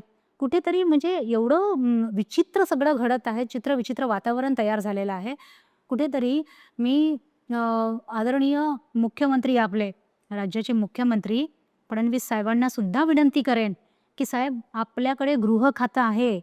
त्या गृह खात्याचा जो कारभार आहे, तो कसा सांभाळायला पाहिजे आणि मुली कशाप्रकारे आपण सेव्ह करू शकतो, ते ह्या सगळ्या गोष्टीकडे लक्ष द्यायला पाहिजे. जे समाजात मानसिक विकृतीचे जे घटक आहेत, त्यांना कुठेतरी आळा बसायला पाहिजे, असं मला वाटतंय. की आज बघा काल परवामध्येच तुम्हाला सांगते आमच्या परिसरामध्येच एका महिलेनी आणि पुरुषांनी म्हणजे एका दाम्पत्यानी एका व्यक्तीचा मर्डर केला, तोही दिवसाढवळ्या. म्हणजे अक्षरशः तो व्हिडिओ इतका व्हायरल झालेला आहे, की ते पाहूनही कसं तरी वाटते. चोऱ्यांचे प्रकार वाढलेले आहेत. हाफ मर्डरचे प्रकार वाढलेले आहेत. रेपचे प्रकार वाढलेलेच आहेत आणि पुन्हा मिसिंगचे प्रकार वाढलेले आहेत. म्हणजे कुठेतरी खंडणी वसूल करणं आणि म्हणजे कुठे देश होता आपला आणि कुठे भरकटून राहिलेला आहे. यासाठी ही सगळी परिस्थिती खूप जास्ती जबाबदार आहे. मला असं वाटतंय, की याच्यावर कुठेतरी निर्बंध बसायला पाहिजे. गृह खात्याचे हे सगळे काम आहेत. कुठेतरी पोलीस प्रशासनावर राजकारण्यांचा दबाव आहे का? कोणत्या वेगळ्या कामामध्ये त्यांना हे करतात? जर मानसिक विकृती करणारे जे लोकं आहेत, तर त्या लोकांवर म्हणजे त्या लोकांच्या डोक्यावर कोणाचा हात आहे? किंवा असंच त्यांनी सहजच हे सगळं केलं. पण त्यांना हे कृत्य करताना भीती का नाही वाटत? म्हणजे कुठेतरी भीती नाहीच आहे. म्हणजे त्यांच्या रिकाम्या डोक्यामध्ये काहीतरी आगळ्या-वेगळ्या अशा या सगळ्या विकृतीच निर्माण होतात आणि हे सगळे जे काही प्रकार होऊन राहिलेले आहे, तर याच्यामुळे निष्पाप लोकांचा बळी चाललेला आहे. तर कुठेतरी शासनाने या गोष्टीकडे विशेष लक्ष देण्याची गरज आहे, की जेणेकरून हे जे अश्लील कृत्य आणि अशा ज्या अनैतिक प्रकार जे घडून राहिलेले आहेत, आपल्या समाजासाठी, समाजहितासाठी खूप घातक आहे. त्याचा आपल्या देशावर, आपल्या राष्ट्रावर खूप मोठा परिणाम होत आहे. त्या गोष्टीकडे लक्ष असायला पाहिजे. म्हणजे प्रत्येक विभागाने, प्रत्येक व्यक्तींनी जर त्यांची त्यांची जबाबदारी योग्य प्रकारे पार पाडली, तर आजची पिढी, आजची महिला, आजचे लोकं हे स्वतःला सुरक्षित म्हणून घेतील. जर त्यांनी फक्त स्वतःचा विचार केला, तर आज कुठेतरी आपल्याला खरंच भीती आहे, की आपण इतक्या स्वतंत्र भारतामध्ये राहतो आणि इतका सुंदर आपला देश आहे. पण या काहीतरी अशा समाजकंटकी प्रवृत्तीच्या लोकांमुळे आपला हा जो समाज आहे हा खूप विकोपाला गेलेला आहे आणि हे जे आजूबाजूचं वातावरण खूप दूषित होत आहे. तर कुठेतरी प्रत्येक विभागाने प्रत्येक व्यक्तीने त्याची त्याची जबाबदारी योग्य प्रकारे पार पाडणं खूप जास्ती गरजेचं आहे. ओके. मॅम, जर तुम्ही निवडून आल्या तर 5 वर्षात तुमचे काय विजन्स आहे आणि तुम्ही काय लोकांसाठी काम करायला इच्छुक आहे आणि काय बदल झाले पाहिजे असं तुम्हाला वाटते? आणि प्रेक्षकांसाठी सुद्धा तुम्ही कमेंटमध्ये टाका की मॅडमनी निवडून आल्यावर काय काय कार्य केले पाहिजे जे लोकांसाठी सोयीस्कर राहील. मी राजकारणात जेव्हा आले 2020 ते 2025 हा माझा जो कार्यकाळ होता. मी सभापती पद भूषवलं कामठी तालुक्यामध्ये आणि अख्ख्या जिल्ह्यामध्ये आपण आपलं नाव केलेलंच आहे आणि ते नाव असं नाही व्हायरल झालं, आपल्या कार्यातूनच आपण केलेलं आहे. ओके. तर माझं समोरचं जे विजन आहे की आता आमचा कार्यकाळ संपलेला आहे. 16 जानेवारी 2025ला कार्यकाळ संपलेला आहे आणि आता सर्वच लोकं म्हणजे इवन मी सुद्धा निवडणुकीच्या प्रतीक्षेमध्ये आहे. कुठेतरी मला असं वाटत होतं की आपण थोडं अलिप्त होऊन जायचं. पण आई-बाबांनी म्हटलं की अलिप्त नाही व्हायचं. माझ्या फ्रेंड सर्कलमध्ये काही मित्रांनी म्हटलेलं की अलिप्त नाही व्हायचं आणि माझे जे कार्यकर्ताज आहेत, माझे जे मला मानणारा जो वर्ग आहे, त्यांनी म्हटलं की ताई, अलिप्त होणं म्हणजे स्वतः हार मानण्यासारखं आहे. तर त्याच्यामुळे तुम्ही पुन्हा उभे राहा. तुम्ही नव्याने उभे राहा आणि तुम्ही 100% निवडून येता. तर त्यांच्या विश्वासावर आणि भरवशावरच मी पुढे स्टँड आहे. आणि आत्ताचा हा जो पिरियड आहे, त्यात निवडणुका लागणार होत्या. पण कुठेतरी निवडणूक आयोग आणि राज्य सरकार यांचा काही ताळमेळ बसून नाही राहिलेला आहे. त्याच्यामुळे निवडणुका ह्या लांबणीवरच गेलेल्या आहेत. आताच तुम्ही बघताय महानगरपालिकेच्या निवडणुका 9 वर्षानंतर झालेल्या आहे. ऑलमोस्ट सगळ्या निवडणुका झालेल्या. आत्ता फक्त जिल्हा परिषदा 20 जिल्हा परिषदा राहिलेल्या आहेत. त्यांचं निवडणूक आता कधी लागते त्याच्यावर ते डिपेंड करते. पण हा जो पिरियड आहे निवडणुका लागेपर्यंत, तर फक्त निवडणूक लागेल, मी उभी होणार, निवडून येणार आणि काम करणार, तसं माझं विजन नाही. मी आत्तासुद्धा लोकांसाठी काम करते आहे, जनतेसाठी काम करते आहे. जे काही त्यांचे प्रश्न आहेत, मला ते फोन करतात, घरी येतात आणि मी त्यांच्यापर्यंत पोहोचते आणि जितक्या पण प्रश्नांचं उत्तर माझ्याकडे आहे, जितक्या त्यांच्या समस्यांचं निराकरण मला करता येईल, जितक्या शासकीय योजना त्यांच्यापर्यंत पोहोचवता येतील, त्या पोहोचवण्याचा माझा प्रयत्न हा सतत सुरूच राहणार आहे. राजकारणात असो किंवा नसो, असेल तर अजून जास्ती मला एफर्ट्सफुली काम करता येईल. त्यातल्या त्यात मला एक अजून सांगायचं आहे की आजची जी ही यंत्रणा आहे, आज सत्ताधारी पक्ष जो आहे भाजप पक्ष आणि सत्ताधारी जे लोक आहेत, तर आज आपण कुठे होतो आणि कुठे चाललोय, कुठे भरकटून राहिलेलो आहे. इतके क्राईम्स वाढलेले आहेत आणि लोकांना जराही भीती नाही. भीती नाही म्हटलं की मी पोलीस प्रशासनाला पण हेच विचारणार की पोलीस प्रशासन फक्त जे काही रेतीघाट आहेत, रेतीघाटावर वसुली करणं किंवा जे अवैध धंदे आहेत, त्यांच्यामध्ये त्यांचा हिस्सा काय आहे का?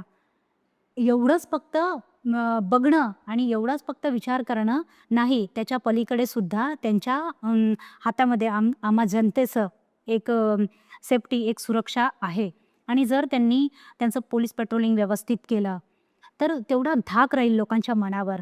म्हणजे त्यांची मानसिक विकृती ही कमी होईल. तर ह्याची जबाबदारी आहे ज्यांच्याकडे गृह खातं आहे त्यांची. मी आपल्या राज्याचे सन्माननीय मुख्यमंत्री आदरणीय फडणवीस साहेब यांना विनंती करेन की साहेब, आपल्याकडे गृह खातं आहे. पण आज आपण नागपूरमध्ये रहिवासी आहात, आपण नागपूरचे आहात. पण आपल्या नागपूरमध्ये काय प्रकार घडत आहे? दिवसाढवळ्या मिसिंग्स होत आहेत, म्हणजे अपहरण होत आहेत, दिवसाढवळ्या मर्डर होत आहेत. आपसी वैमनस्यामधून हे होत आहे, म्हणजे हत्या होत आहेत, गुन्हे होत आहेत आणि लोकांना खूप इन्सिक्युअर झालं. छोट्या-छोट्याशा म्हणजे लोकांचा इगो म्हणा किंवा त्यांचं घमंड किंवा जे काही आहे त्यांच्यामध्ये. तर आताच काल परवा बघा, होळीच्या पाडव्याला, होळीच्या दुसऱ्या दिवशी धुलीवंदनाच्या दिवशी फक्त साईड द्या असं त्या युवकांनी म्हटलं, तर त्या कार चालकाची हत्या केली, तेही कामठीमध्ये. तर या घटना का घडत आहेत? याच्यावर कुठेतरी आळा बसायला पाहिजे. कुठेतरी सक्तीचं कानून याच्यावर लागू व्हायला पाहिजे. आज जे जे काही सत्ताधारी पक्ष आहेत आणि जे काही राजकारणी आहेत, तर आपण कोणत्या गोष्टीसाठी राजकारण करतोय, आज आपली पिढी कुठे चाललेली आहे, त्याच्याकडे लक्ष द्यायला पाहिजे. शिवाय एक जमिनीचा सुद्धा मॅटर आहे. म्हणजे एकाची जमीन ही दुसऱ्याला विकली जाते, पण कुठेतरी माहीत नसते त्यांना आणि स्वतःच्याच उदरनिर्वाहाची जी भाकरी आहे, जी जमीन आहे, ती वाचवण्यासाठी अतोनात आपल्याला प्रयत्न करावे लागतात. इकडे-तिकडे दर-दर भटकावं लागते. राजकारण्यांजवळ गेले, तर कुठेतरी राजकारण्यांचाच हात त्यामागे आहे, असं त्यांना वाटतंय. त्याच्यामुळे तिथून पण त्यांना सपोर्ट मिळत नाही. तर मी आपल्या राज्याचे जे आदरणीय महसूल मंत्री आहेत, आमच्या कामठी तालुक्याचे, आमच्या भागाचे आमदार पण आहेत, सन्माननीय बावनकुळे साहेब, यांचं कौतुक करेन मी. त्यांचं कार्य आहे, चांगलं कार्य आहे, काही विषयच नाही. लोकं त्यांना जुळून आहेत, कारण त्यांचं तळागाळात काम आहे.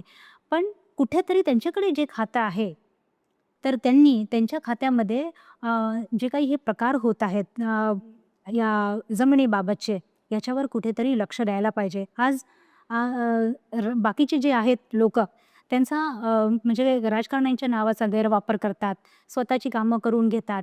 कुठेतरी जे अधिकारी वर्ग आहे, त्यांच्यावर पण प्रेशर टाकतात हे लोकं. तर हे किती योग्य आहे? जर असंच आपण त्यांना प्रेशर टाकत बसलं त्यांच्यावर, तर जे अधिकारी वर्ग आहेत ते जेन्युइनली काम करणार नाही. त्यांचं काय डिव्होशन आहे ते करणार नाही. ते कुठेतरी दबावात राहतील आणि त्यांनाही असंच वाटेल, की नाही हेच करप्टेड आहेत, राजकारणीच करप्टेड आहेत, तर आमच्याकडून काय अपेक्षा ठेवतात. म्हणून कुठेतरी त्यांच्यावर आळा बसणं खूप जास्ती गरजेचं आहे. म्हणून मी या सत्ताधारी पक्षातील लोकांना आणि आपल्या या नेत्यांना सांगणारच, की साहेब आपल्या खात्याशी आपण प्रामाणिक आहातच, पण ॲक्च्युअलमध्ये जे काही काम होत आहे त्याच्यावर ते विशेष दृष्टीनं व्हायला पाहिजे. कुठेतरी चांगल्या मार्गाने व्हायला पाहिजे, की जेणेकरून या लोकांना आळा बसेल, असं मला वाटते. आणि दुसरं महत्त्वाचं म्हणजे माझं जे व्हिजन राहील समोरचं, भविष्यात जर मी राजकारणात आहे आता सक्रिय आणि मी निवडून जर आले, तर सगळ्यात प्रथम महिलांचं सक्षमीकरण व्हायला पाहिजे आणि ते होऊनच राहिलेलं आहे. प्रत्येक महिला आता एवढ्या महागाईच्या जगामध्ये अर्थार्जन करणं म्हणजे स्त्री आणि पुरुष दोघांनी अर्थार्जन करणं खूप जास्ती महत्त्वाचं आहे. तर जसं MSRLM जो विभाग आहे, महाराष्ट्र ग्रामीण जीवनोन्नती अभियान, त्याच्या अंतर्गत आणि बऱ्याचशा शासनाच्या योजना आहेत, लखपती दीदी योजना आहे, बऱ्याचशा छोट्या-छोट्या लोनच्या स्कीम्स आहेत. त्याच्यानंतर त्यांना प्रशिक्षण पण मिळते आहे आणि त्या माध्यमातून बऱ्याचशा अशा महिला आहेत, की प्रशिक्षण घेऊन राहिल्या, स्वतःचा छोटासा लघुउद्योग सुरू करून राहिलेल्या आहेत आणि एक स्वतः एक व्यावसायिक व्यापारी दृष्टिकोन ठेवून सकारात्मकतेने पुढे येऊन राहिलेले आहेत. पण इथे असं होते, की आजकाल मॉलचा जास्ती ट्रेंड सुरू आहे. तर ज्या आमच्या महिला बचत गटातील ज्या महिला आहेत, त्या आपले जे प्रॉडक्ट तयार करतात, तर त्या प्रॉडक्टला मार्केटिंग कसं करायचं? हा त्यांच्या समोर मोठा प्रश्न आहे. तर कुठेतरी शासनाने या गोष्टीकडे लक्ष द्यायला पाहिजे, की त्या महिलांच्या त्या निर्माण केलेल्या त्या प्रॉडक्टसाठी, ते जे काही उद्योग करून राहिले त्या प्रॉडक्टसाठी कुठेतरी गर्दीच्या ठिकाणी त्यांना एक मॉल उभा करून द्यायला पाहिजे, की जेणेकरून महिला आपल्या वस्तू तिथे ठेवतील आणि लोकांपर्यंत त्या पोहोचतील. म्हणजे महिलांमध्ये इतके कलाकौशल्य, कलागुण आहेत, पण त्यांना पाठिंबा घरून सुद्धा मिळाला पाहिजे.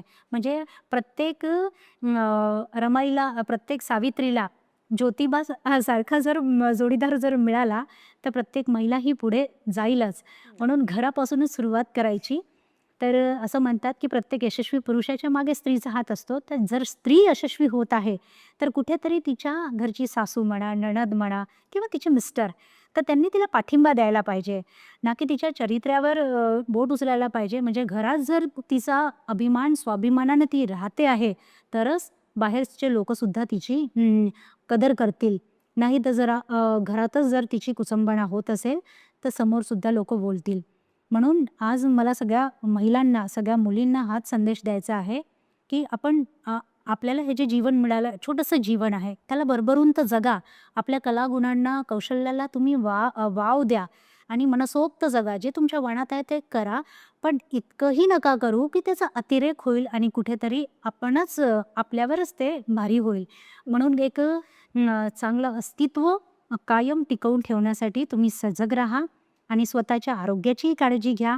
शैक्षणिक प्रगती करा कुठे पण कुठल्याही गोष्टीसाठी तुम्हाला जर कुठल्याही मदतीची किंवा मार्गदर्शनाची गरज आहे, तर बऱ्याचशा अशा साइट्स आहेत, बरेचसे असे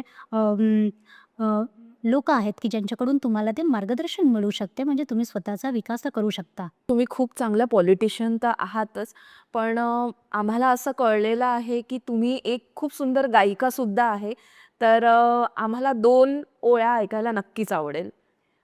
गायिका वगैरे तुम्ही जी उपमा दिली खरंच माझ्यासाठी म्हणजे खूप मोठी गोष्ट आहे ती.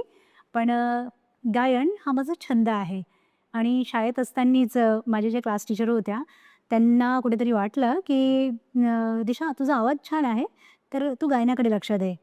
तर मग त्यांनी मला गायन शिकवलं. तर माझी इच्छा होती, की ठीक आहे आपण जर गायन करतो आहे, तर आपण शास्त्रीय संगीताकडे, गायनाकडे वळायला पाहिजे. पण काही कारणास्तव मी तिकडे नाही वळले आणि माझं सोशल वर्क म्हणजे सोशल वर्कमधूनच एज्युकेशन कंप्लीट केलं. पण कधी-कधी आवड झाली, की मी गाणं म्हणतेच आणि असं म्हणतात, की "मॅडम आवाज छान आहे तुमचा, पण तो आता सगळं तुम्हालाच हे राहील म्हणजे तुम्हाला कळेल कसं आहे." जस्ट एक भावगीत आहे. ते मला खूपच आवडते आणि आजकालची जी पिढी आहे आणि आजकालचं जे राजकारण आहे, की अ, जाती-जातीमध्ये, धर्माधर्मामध्ये जे दंगे घडवतात. म्हणजे याच्या आधी आपण जेव्हा संविधानावर आपला देश चालत आहे आणि संविधान सांगतो, की सांप्रदायिक आणि धर्मनिरपेक्ष राज्य. पण कुठेतरी आधी नव्हतं का? म्हणजे आधीचे लोक नव्हते का? हिंदू-मुस्लिम नव्हते का? मग आता जाती-जातीमध्ये, धर्माधर्मामध्ये का अशा लढाया व्हायला पाहिजे? का असं घडवून आणायला पाहिजे? शिक्षणाकडे का नाही कल देत आहेत? तर त्याच्यासाठी मनुष्यच हा मनुष्याच्या विपरीत बुद्धीसाठी तेवढाच घातक आहे. म्हणून एक 2 ओळी त्या भावगीतामधूनच मी सांगेन आपल्याला. शोधिशी मानवा राहुडी मंदिरी नांदतो देव हा आपुल्या अंतरी शोधिशी मानवा राहुडी मंदिरी भेटतो देव का पूजनी अर्चनी पुण्य का लाभते दान धर्मातुनी शोध रे दिव्यता आपुल्या जीवनी आंधळा खेड हा खेडशी कुठवरी शोधिशी मानवा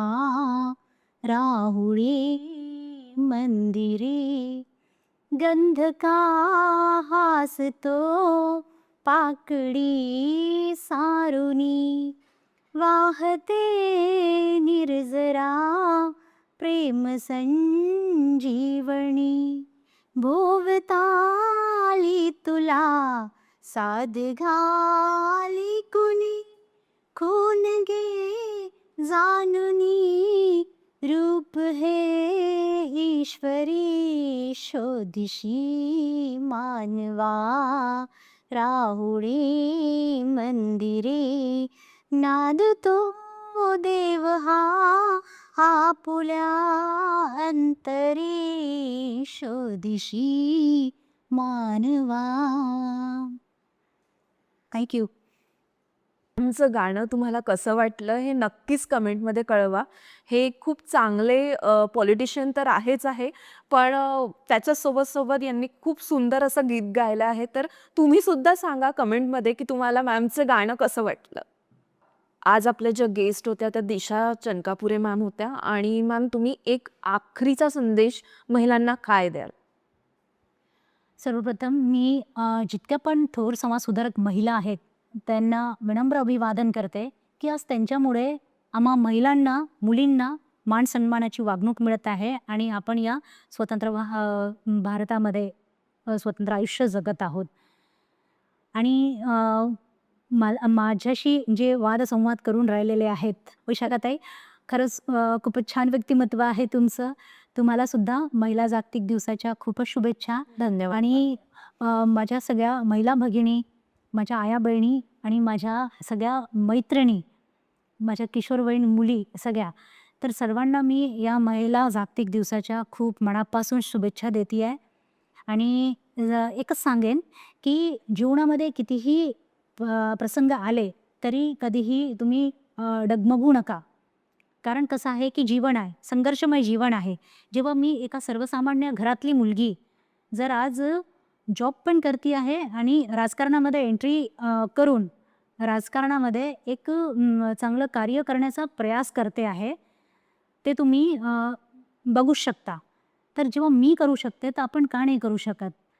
आपण सुद्धा करू शकता, कारण आपण सक्षम आहोत, आपण आजच्या युगातले आहोत आणि कुठलंही असं प्रॉब्लेम नाही की ज्याच्यामागे सोल्युशन नाही. म्हणजे असा विचार करायचा की आम्हीच फक्त हे नाही, पुअर नाही, की आमच्याच बाबतीत असं का होते किंवा आमच्याचसोबत असं का होते, असं नाही. म्हणजे बऱ्याचशा अशा आपल्यापेक्षा पण अशा बऱ्याचशा व्यक्ती आहेत, की ज्या मोठ्या-मोठ्या आजारातून बाहेर पडलेल्या आहेत, मोठ्या-मोठ्या संकटातून बाहेर पडलेल्या आहेत. पण त्यांनी स्वतःच्या मनाचं खच्चीकरण होऊ दिलं नाही. कुठेतरी त्या स्टँड आहेत आणि आज स्वतंत्र जगत आहेत. म्हणून कुठेतरी आपण त्यांना आदर्श मानायचा, कारण आपलं जीवन खूप अमूल्य आहे. त्यांना आदर्श मानायचा, त्यांचे जीवनचरित्र आपल्यासमोर ठेवून आपण सुद्धा त्यांच्यासारखं स्ट्राँग होऊ असा प्रयत्न करायचा. मनात जे काही आहे ते बोलून मोकळं होऊन जायचं. काही विषय नाही आहे, बोलून मोकळं व्हायचं. पण मनामध्ये जर आतमधल्या आतमध्ये जर आपण गुदमरलो, तर कुठेतरी आपण मानसिक तणावात जातो आणि आपल्या घरच्यांना असं वाटणारच नाही, की आपली मुलगी किंवा मुलगा हे मानसिक तणावात गेले पाहिजे, असं कुठेच वाटणार नाही. म्हणून आजच्या सगळ्या मुलींना मी हा संदेश देईल, की जेव्हा मी करू शकते, तर तुम्ही का नाही करू शकत? आपण करू शकतो. You can do it, you can do it, you can do it. आपण स्वतः सक्षम आहोत आणि आपल्यासारखं आपणच आहोत. याच अभिमानाने, स्वाभिमानाने आयुष्य घालवायचं. तर या होत्या आजच्या आपल्या या गेस्ट दिशा चनकापुरे मॅम. आणि मॅम, तुम्ही वेळ दिल्याबद्दल तुमचा खूप खूप आभार आहे. आणि त्याच्यानंतर तुम्ही अशाच प्रेरणादायी कथा ऐकण्याकरता तुम्ही मुद्रा पॉडकास्टला फॉलो करा, लाईक करा आणि सबस्क्राईब करा. आणि महिला दिनानिमित्त तुम्हा सगळ्या महिलांना खूप खूप शुभेच्छा. जय शिवराय मित्रांनो. Mudra podcast, back to roots for better futures. आजचे जे आपले गेस्ट होते दिशाताई, त्यांनी एक महत्त्वाचा टॉपिक क्लिअर केला आणि खूप साऱ्या गोष्टी आपल्याला सांगितल्या की पॉलिटिक्समध्ये वुमन्सला एक जो दर्जा दिलेला असतो तो कसा आहे आणि कशा स्ट्रगल वेमधून ताई बाहेर आले. ऐसे ही नवीन नवीन टॉपिक मैं अपने मुद्रा पॉडकास्ट चैनल पर लाने वाली हूँ. मुद्रा पॉडकास्ट मतलब back to root for better future. ऐसे और जानने के लिए आप लाइक करें, सब्सक्राइब करें.